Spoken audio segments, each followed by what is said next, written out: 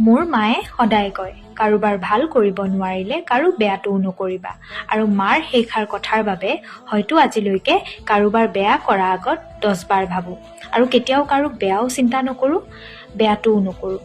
সেইবাবে হয়তো আজি মোৰ বিপদৰ সময়ত অচিনাকি মানুহ এগৰাকী আহি সহায় কৰিল ৰ'ব আপোনালোকে ভাবিছে চাগে ন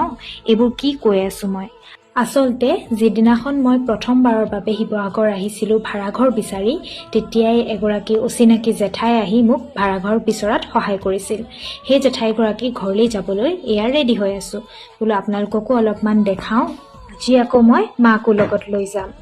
আৰু কয় নহয় যেতিয়াই তুমি কাৰোবাৰ সহায় কৰিবা বা বেয়া চিন্তা নকৰিবা তেতিয়াই তোমাক বিপদৰ সময়ত ভগৱানৰ নিচিনাকে অচিনাকি মানুহ এজন বা এগৰাকী পঠাই দিব তোমাক সহায় কৰিবলৈ এয়াই এক উদাহৰণ